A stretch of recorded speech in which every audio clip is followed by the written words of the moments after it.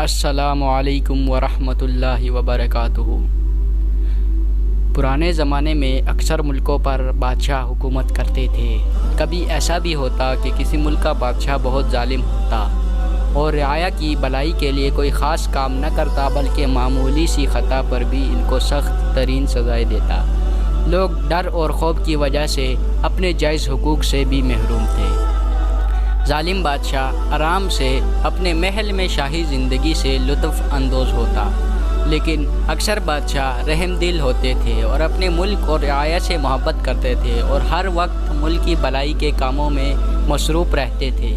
اپنی اس نیکی کی وجہ سے وہ نہ صرف تاحیات حکومت کرتے تھے، بلکہ مرنے کے بعد بھی تاریخ میں ان کا نام سنہری حرفوں سے لکھا جاتا۔ آج ہم ایک ایسے ہی رحم دل بادشاہ کا ذکر کر رہے ہیں جو اپنی رعایا کی خبر گیری کے لیے اکثر بیس بدل کر محل سے نکلتا اور ضرورت مندوں کی مدد کرتا۔ ایک دن بادشاہ مسافر کے بیس میں قریبی گاؤں کی طرف جا نکلا۔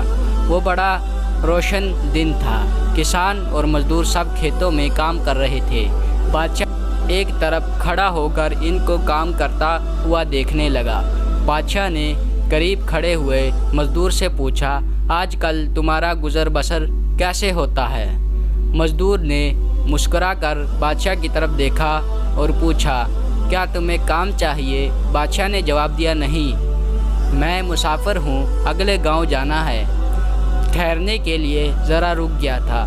مزدور نے بادشاہ کو مسافر جان کر اپنے ساتھ کھانا کھانے کی دعوت دی اور کہا، پھر تو تم ہمارے مہمان ہو۔ ہمارے بزرگ کہتے ہیں، جس دسترخوان سے کوئی مسافر پیٹ بھر کر اٹھتا ہے، اللہ تعالیٰ اس کا رزق کشادہ کر دیتا ہے۔ مزدور کی بات سن کر بادشاہ دل میں بہت خوش اور مطمئن ہوا کہ میری رعایا غریب ضرور ہے مگر کشادہ دل کی مالک ہے، اور اللہ کا شکر ہے، اللہ نے اس کو ایسے ملک اور عوام سے نوازا ہے۔ بادشاہ نے پھر سوال کیا، آج کل تمہاری گزر بسر کیسے ہو رہی ہے؟ مزدور بولا، غریب آدمی ہوں، محنت مزدوری کرتا ہوں، شام کو 4 روپیے مزدوری کے ملتے ہیں، اللہ کا شکر ادا کرتا ہوں، اس میں سے 1 روپیہ میں اپنے اوپر خرچ کرتا ہوں اور دوسرے روپیے سے میں اپنا قرض اتارتا ہوں، تیسرا روپیہ ادھار دے دیتا ہوں اور چوتھا روپیہ کنویں میں پھینک دیتا ہوں۔ بادشاہ مزدور کی بات سن کر سوچ میں پڑ گیا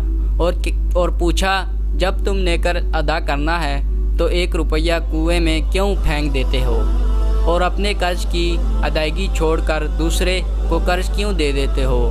یہ سن کر مزدور مسکرایا اور بولا، ارے نادان مسافر، 1 روپیہ میں اپنے ماں باپ کو دیتا ہوں کیونکہ بچپن میں انہوں نے میری پرورش کی اور مجھے پال پوس کر اس قابل کیا۔ ان کا یہ قرض اب میں ادا کر رہا ہوں اور یہ میرا فرض بھی ہے۔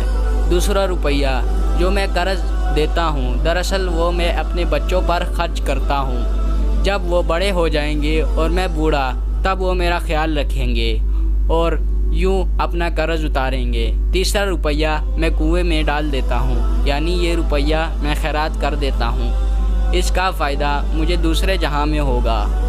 اس چھوٹی سی نیکی کی صلہ میں اللہ مجھے بڑا اجر دے دے۔ مزدور کی بات سن کر بادشاہ بہت خوش ہوا۔ اس کی عقل مندی کی دل ہی دل میں داد دیتا ہوا محل میں لوٹ آیا۔ اگلے دن بادشاہ نے اپنا آدمی بھیج کر اس مزدور کو دربار میں طلب کر لیا۔ ڈرتا کانپتا مزدور جب بادشاہ کے دربار میں حاضر ہوا تو بادشاہ کو دیکھ کر پہچان گیا۔ بادشاہ نے مزدور کو حکم دیا کہ اپنی آمدنی اور خرچ کے بارے میں کل جو کچھ تم نے مجھے بتایا تھا وہ میرے وزیر کو بھی بتاؤ۔ مزدور نے اپنے 4 روپے کا حساب جب وزیر کے آگے پیش کیا تو بادشاہ کی طرح وزیر بھی تھوڑی دیر کے لیے سوچنے میں پڑ گیا۔ بادشاہ نے وزیر سے مزدور کی بات کا مطلب پوچھا۔ دراصل بادشاہ اپنے وزیر کی ذہانت کو آزمانا چاہتا تھا۔ وزیر اس فوری شاہی حکم پر گھیرا گیا، اس کو کچھ سمجھ میں نہیں آ رہا تھا۔ وزیر نے بادشاہ سے اس معاملے کو حل کرنے کے لیے چند دن کی مہلت مانگی۔ بادشاہ نے وزیر کو 2 دن کی مہلت دے دی اور اس کے ساتھ ہی مزدور کو تاکید کر دی کہ وزیر کو اس کے بارے میں کچھ نہ بتایا جائے۔ ہاں، یہ ہو سکتا ہے کہ جب تم میرا منہ 100 بار دیکھ لو گے تب تم کو وزیر کو بتانے کی اجازت ہوگی۔ اور بادشاہ کو یقین تھا کہ کسی صورت بھی مزدور ان دو دنوں میں 100 بار دربار میں نہیں آ سکے گا۔ بادشاہ نے مزدور کو شاہی مہمان خانے میں ٹھہرا دیا تاکہ وزیر کی پہنچ اس تک نہ ہو سکے۔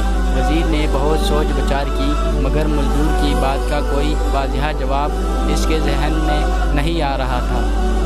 وقت بھی بہت کم تھا۔ آخر وزیر کے ذہن میں آیا کہ مزدور کو کچھ لالچ دے کر اس معاملے کا حل بتانے پر آمادہ کیا جا سکتا ہے۔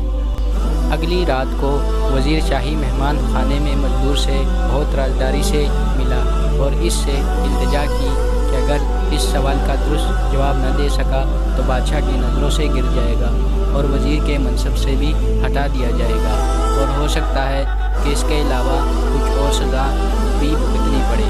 میری پریشانی کا خیال کرو۔ مزدور نے بہت سوچ کر آخر ایک شرط پر مزدور بتانے پر آمادہ ہوا۔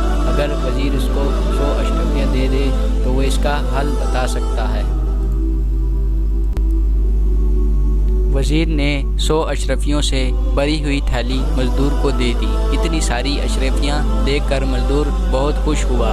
اس نے اپنی زندگی میں کبھی اتنی دولت نہیں دیکھی تھی۔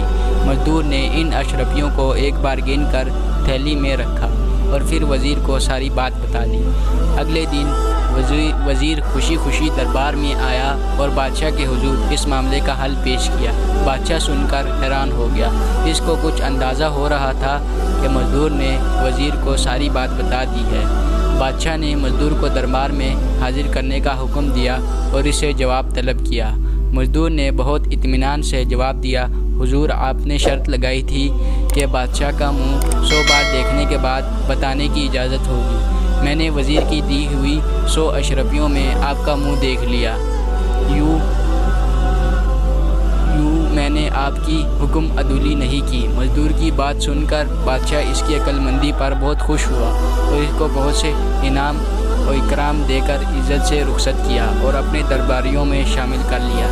دوستو، اگر آپ کو آج کی ویڈیو پسند آئی ہے تو میرے چینل کو سبسکرائب کریں۔